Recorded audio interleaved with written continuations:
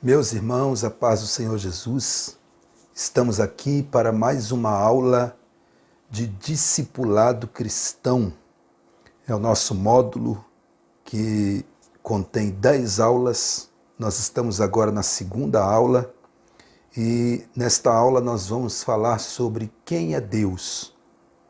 Antes de entrarmos neste assunto, eu quero lembrar aos irmãos que este estudo que nós estamos fazendo está em uma apostila que eu escrevi, que eu pretendo transformar em um livro muito em breve, tá bom? E o título é Manual do Novo Convertido, atitudes que eu devo tomar depois que eu confesso a Jesus como meu único e suficiente Salvador. Na aula passada, eu disse aos irmãos da minha preocupação por ver muitas pessoas, desde o início da minha fé, há 22 anos atrás, eu via muitas pessoas deixando a igreja depois dos seus primeiros passos como cristão, e eu ficava com aquela indagação na mente: por que essa pessoa não continuou? Então eu descobri que a falta do discipulado cristão contribui para que muitas pessoas não permaneçam. Falei aos irmãos na aula passada sobre uma pesquisa que comprovou que cerca de 90% das pessoas que aceitam Jesus, elas não conseguem ultrapassar os primeiros 5 anos de crente sem se desviar, se elas não fizerem o discipulado, tá bom? Por isso é muito importante o discipulado, que é um estudo que vai nos ensinar princípios, doutrinas e também a ética da vida cristã, o comportamento cristão, como viver em uma sociedade corrompida como esta que nós vivemos, dando testemunho de cristão, sendo luz do mundo, sendo sal da terra, como a Bíblia diz que nós somos sal da terra e luz do mundo.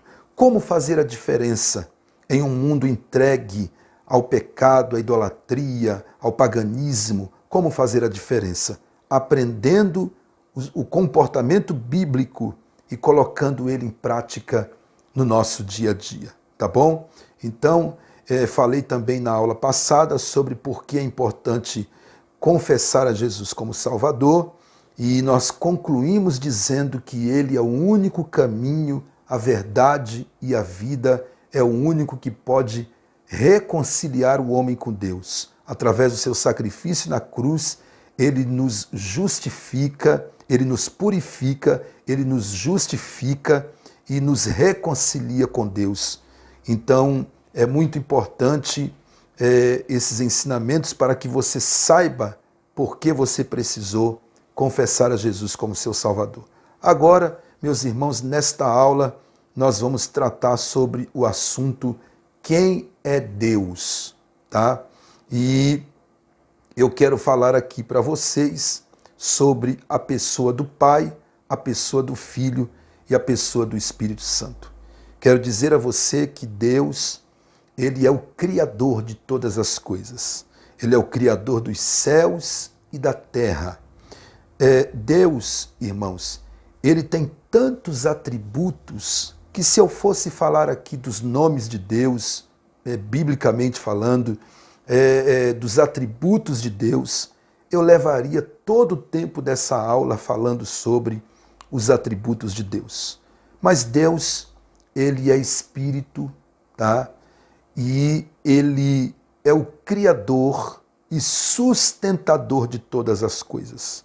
Deus, ele não somente criou os céus e a terra, o universo, as galáxias, os luminares. Ele não só criou todas as coisas, como ele sustenta todas as coisas que ele criou. Ele é um Deus santo. A santidade, ela faz parte do caráter de Deus. É um atributo que faz parte do caráter de Deus. Deus é santo. Porém, o que nos chama atenção é que, mesmo ele sendo tão santo, ele aceita se relacionar com o homem que é tão pecador. Através do seu amor, da sua misericórdia, ele aceita se relacionar conosco através da sua bondade, da sua benignidade. Claro que Deus não muda seus princípios por causa de ninguém. Então Deus não concorda com o pecado. Deus não compactua com o pecado do homem, mas ele aceita se relacionar com esse homem. Ele ama a ponto de querer salvar este homem. E ele não cobra nada por esta salvação. Isto chama-se graça, favor imerecido. Você não comprou a sua salvação. Eu não comprei a minha salvação. Nós dizimamos e ofertamos na casa de Deus por gratidão e fidelidade aos princípios bíblicos. Mas a salvação, ela é de graça. Nós alcançamos sem nunca ter merecido. Ele nos amou tanto que deu seu único filho para morrer por nós e nos deu o direito de salvação e de reconciliação com ele. Então, esse é Deus. Ele é todo-poderoso, ele é onisciente, ele é onipresente, ele é onipotente e ninguém pode esconder-se dos olhos de Deus, porque ele vê todas as coisas, ele tem poder para fazer o que ele quer, do jeito que ele quer. Esse é Deus. Agora, no cristianismo, existe uma doutrina chamada doutrina da Trindade. Esta doutrina é a doutrina que ensina que o Pai é Deus, o Filho é Deus e o Espírito Santo é Deus. O Pai é Deus, Jeová é Deus, o Filho Jesus Cristo é Deus e o Espírito Santo é Deus. Então, eu não estou falando aqui de 3 deuses, eu estou falando de um Deus só, que subsiste em 3 pessoas, na pessoa do Pai, pessoa do Filho e na pessoa do Espírito Santo. Então, é um Deus só, porque não tem 3 deuses, mas esse único Deus, ele subsiste em 3 pessoas. 3 pessoas distintas, porém com a mesma essência, com a mesma divindade. A única coisa que muda são as funções dos 3 no plano da salvação do homem. O Pai planejou a nossa salvação. O Filho, Jesus Cristo, executou na cruz a nossa salvação. E o Espírito Santo, ele aplica em nós esta salvação. Então perceba que não são 3 deuses, é um Deus só, mas subsistente em 3 pessoas diferentes. O Filho é uma pessoa, o Pai é outra pessoa e o Espírito Santo é outra pessoa. Mas por que a gente diz que o Filho é Deus e que o Espírito Santo também é Deus?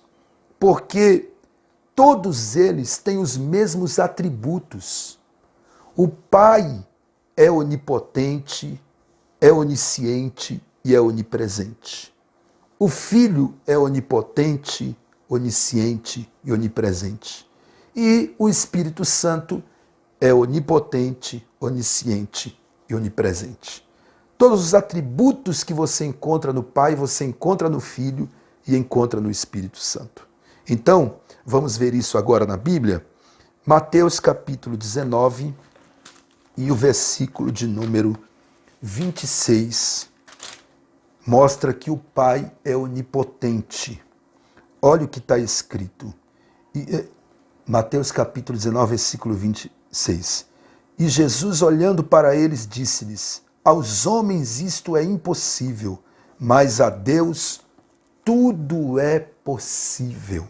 Tem muitos outros versículos na Bíblia, mas eu quis citar só esse para ganhar tempo.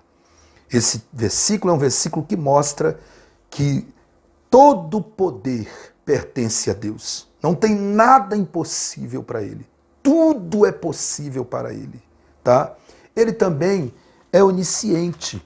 Hebreus capítulo de número 4 e o versículo de número 13. Se você puder, acompanhe as nossas aulas junto com a Bíblia. Você, como novo convertido, você precisa aprender a manusear a Bíblia. Então, se você precisar, dá uma pausa no vídeo, mas procure o livro, capítulo e versículo para que você possa acompanhar a leitura. Hebreus capítulo 4 e o versículo 13 diz assim: E não há criatura alguma encoberta diante dele, antes todas as coisas estão nuas e patentes aos olhos daquele com quem temos de tratar.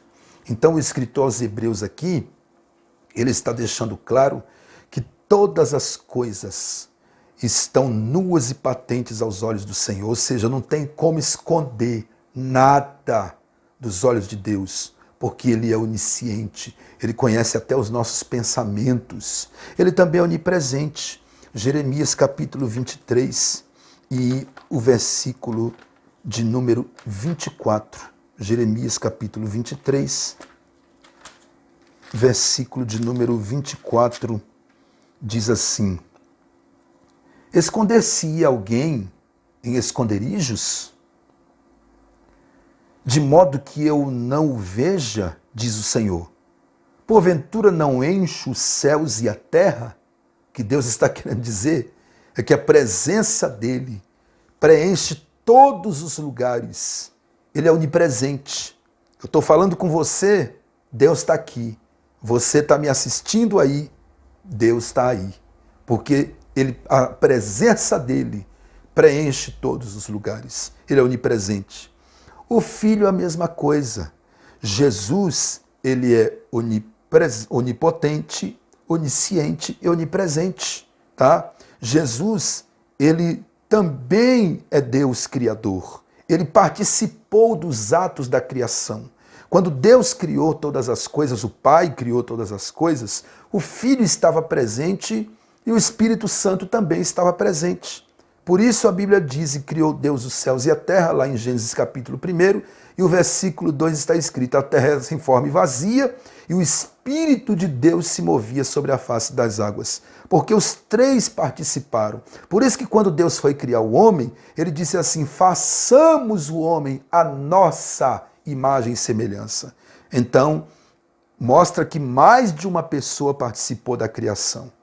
E foi nada mais, nada menos que o Pai, o Filho e o Espírito Santo. Tá bom? Então, João capítulo 1, versículo 1, a Bíblia mostra que Jesus, ele é onipotente, tá? Eu quero que você acompanhe esses versículos. João capítulo 1, versículo de número 1 diz: no princípio era o Verbo, e o Verbo estava com Deus, e o Verbo era Deus. Esse verbo aqui é Jesus, tá? Tanto que no versículo de número 14, versículo 10, a Bíblia diz que ele participa da criação, estava no mundo, e o mundo foi feito por ele. E o versículo 14 diz que ele se fez carne e habitou entre nós, e vimos a sua glória. Então, o próprio Deus habitou entre nós e vimos a sua glória como a glória do unigênito do Pai, cheio de graça e de verdade. João capítulo 1, versículo 14. Tá? Mateus capítulo 28, versículo 18, diz que ele é onipotente. Quando ele ressuscitou, ele disse: é-me dado todo o poder nos céus e na terra. João capítulo 16, versículo 30, e o capítulo 21, versículo 17, diz que ele é onisciente. Vamos ler pelo menos o 21, 17? João capítulo 21 e o versículo 17. Depois você lê o outro versículo também, mas eu vou ler agora João 21, 17. Olha o que está escrito. Jesus disse a Simão: Simão, filho de Jonas, amas-me? Simão entristeceu-se por ter lhe dito terceira vez: amas-me? E disse-lhe: Senhor, tu sabes tudo, tu sabes que eu te amo. E disse-lhe: apacenta as minhas ovelhas. Simão Pedro dizendo, Senhor, tu sabes tudo. Algumas expressões bíblicas vai estar escrito, tu sabes todas as coisas. Por quê? Porque Jesus é onisciente, tá? Ele também é onipresente. Mateus capítulo 18, versículo 20. Ele disse, onde estiver 2 ou 3 reunidos em meu nome, eu estarei no meio. Então ele é onipresente, tá bom? E o Espírito Santo, a mesma coisa. Atos capítulo 5, versículo 3 a 5, a Bíblia diz que Ananias e Safira mentiram acerca do valor de uma herdade que tinham vendido. Quando vieram depositar a oferta aos pés dos apóstolos, porque naquele tempo as pessoas vendiam a herdade, a terra, e elas vinham e depositavam o valor aos pés dos apóstolos. E os apóstolos dividiam conforme as pessoas tinham necessidade. Quando aconteceu isso, com Ananias e Safira, que eles venderam, eles vieram depositar a oferta, mas mentiram no valor da oferta. E aí, Pedro disse, por que mentistes ao Espírito Santo? Vocês mentiram não ao homem, mas a Deus. Então Pedro está afirmando que o Espírito Santo é Deus. Paulo, escrevendo sua primeira carta aos Coríntios, capítulo 2, versículos 9 ao 10, Paulo deixa claro que o Espírito Santo é onisciente. Olha o que ele diz no capítulo 2, melhor dizendo, versículos de número 9 e 10. Versículo 10, melhor dizendo. Mas Deus nos revelou pelo seu Espírito, porque o Espírito penetra todas as coisas, ainda as profundezas de Deus. Porque qual dos homens sabe as coisas do homem, senão o Espírito do homem que nele está? Assim também, ninguém sabe as coisas de Deus, senão o Espírito de Deus. Então, o texto está dizendo que esse Espírito de Deus, ele penetra até as profundezas de Deus. E que ele, assim como o Espírito do homem sabe tudo sobre o homem, o Espírito Santo sabe tudo sobre Deus. Isso mostra que o Espírito Santo, ele é onisciente. E o Espírito Santo também é onipresente. Agora, eu quero ler esse texto, porque esse texto que eu vou ler agora, Salmo 139, é um dos textos mais lindos da Bíblia Sagrada. Um dos textos mais lindos da Bíblia Sagrada. Salmo 139, onde o salmista diz assim, Senhor, Tu me sondas e me conheces. Tu sabes o meu assentar e o meu levantar. De longe entendes o meu pensamento. E aí ele vai dizendo, irmãos, ele vai dizendo que Deus conhece os seus caminhos. Versículo 3. Versículo 4, ele diz, antes que a palavra saia da minha boca, o Senhor já conhece. E aí, versículo de número 5, ele diz, tu me cercastes por detrás e por diante, e puseste sobre mim a tua mão. Tal conhecimento é para mim maravilhoso, tão alto que não posso atingir. Aí o versículo 7, presta atenção, versículo 7 ele diz, para onde me irei eu do teu espírito, ou para onde fugirei da tua face? Se subir ao céu, lá tu estás. Se fizer no inferno a minha cama, eis que ali tu estás também. Se tomar as asas da alva e habitar nas extremidades do mar, até ali a tua mão me guiará e a tua destra me sustentará. Para onde me irei eu do teu espírito? Se eu for ao céu, tu estás lá. Se eu for ao inferno, tu estás lá. Se eu for à extremidade do mar, tu estás lá. Isso significa o quê? Que o Espírito Santo de Deus, ele é onipresente. Não tem como se esconder do Espírito Santo de Deus. Tá bom? Então, este é o Deus que nós servimos. É um Deus que se manifesta na pessoa do Pai, na pessoa do Filho e na pessoa do Espírito Santo. Então, o Pai planejou a nossa redenção. O Filho executou a nossa redenção, que é a nossa salvação. e o Espírito Santo aplica em nós a nossa salvação. Quero concluir esta aula dizendo aos irmãos que, como eu disse, o Pai, o Filho e o Espírito Santo têm funções diferentes, tá? Jesus, ele executou a nossa salvação. O Pai planejou, e aí ele enviou o seu Filho. E o Filho veio e ele encarnou, nasceu de Maria, e ele foi 100% homem e 100% Deus quando esteve aqui. Porque um Deus que deixa de ser Deus não é Deus. Ele continuou sendo Deus, mas ele esvaziou-se, como disse Paulo na carta aos Filipenses capítulo 2. Ele esvaziou-se a si mesmo. Ele abriu mão da sua glória, da sua deidade, do seu poder, das regalias do céu, por amor, para vir aqui e tomar a forma humana. E como homem nesta humanidade, ele nasceu de uma virgem e ele, assim como nós, teve sede, teve fome, sentiu cansaço, dormiu, chorou. Todas as limitações que nós sentimos deste corpo humano, Jesus também sentiu, tá? Como se não bastasse, ele passou por toda a humilhação do Calvário. A Bíblia diz que chicotearam ele, a Bíblia diz que cuspiram nele, esbofetearam, colocaram nele uma coroa de espinhos. Ele foi pregado na cruz, derramou seu sangue, toda a humilhação. Morreu. Ao terceiro dia, a Bíblia diz que ele ressuscitou. E depois ele ascendeu aos céus, prometendo voltar para buscar a sua igreja. Essa é a função de Jesus no plano da salvação, morrer por nós. Qual a função do Espírito Santo no plano da salvação? O Espírito Santo, ele convence o homem do pecado. Você ouviu a palavra e levantou a sua mão e confessou a Cristo, e você também que se reconciliou, por que você fez isso?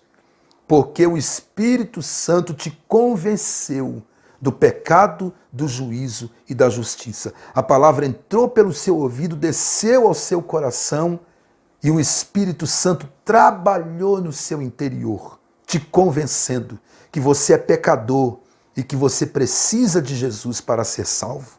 Então ele convence o homem do pecado, do juízo e da justiça. O Espírito Santo, ele também regenera o homem. O que é isso? É dar ao homem um novo nascimento. É fazer esse homem nascer de cima, nascer do alto, nascer de Deus. É por isso que você que não gostava de orar, agora começou a sentir desejo de orar. Você que nunca tinha olhado para a Bíblia, agora você começou a dar valor à Bíblia. Agora você tem vontade de ler a Bíblia. Você não gostava de ir para a igreja, você passava em frente, nem olhava lá para dentro. Agora você começou a gostar de cultuar a Deus. Por quê? Porque o Espírito Santo te regenerou. Você nasceu de novo. Você nasceu do alto, nasceu de Deus. Seu espírito estava morto, separado de Deus. O Espírito Santo vivificou o seu espírito. E você nasceu agora para uma vida espiritual. Você nasceu para Deus, tá? Outra coisa, outra função do Espírito Santo, ele nos reveste de poder. Você que é novo convertido, quando você orar, diga: Senhor, me enche do Espírito Santo, porque ele quer te revestir de poder, para que você pregue com ousadia a palavra de Deus. E em último lugar, eu quero falar que a função do Espírito Santo também é entregar dons espirituais à igreja. Na igreja existem pessoas com diversos dons diferentes. Uns têm o dom de pregar, o dom da palavra, outros têm o dom de profecia, outros têm o dom de revelação, outros têm o dom de visão, o dom do louvor, o dom da oração. Tem gente que o ministério dele é só orar. Tem gente que já é usado por Deus na pregação. Então, quem dá esses dons às pessoas? O Espírito Santo. E o que você precisa fazer? Você precisa orar pedindo ao Espírito Santo que lhe dê dons. Se você tem vontade de pregar, peça o dom da palavra. Se você tem vontade de ter visão, peça o dom de visão. Se você tem vontade de falar em línguas, peça o dom de línguas. Pede para ele, me batiza, me reveste de poder, porque eu quero ser usado por ti. Então, eu quero concluir dizendo que nós precisamos do Pai, precisamos do Filho e precisamos do Espírito Santo. Deus te abençoe, que você continue ligadinho nas nossas aulas. Se teve dificuldade para entender algum ponto, assista de novo. Se quiser tirar alguma dúvida, me chama no WhatsApp. Você tem liberdade para me chamar e tirar suas dúvidas, tá bom? Mas vamos continuar junto essa caminhada. Até a 10ª aula, nós temos muito que aprender da parte de Deus ainda, tá bom? Deus te abençoe, grande abraço, até a próxima aula.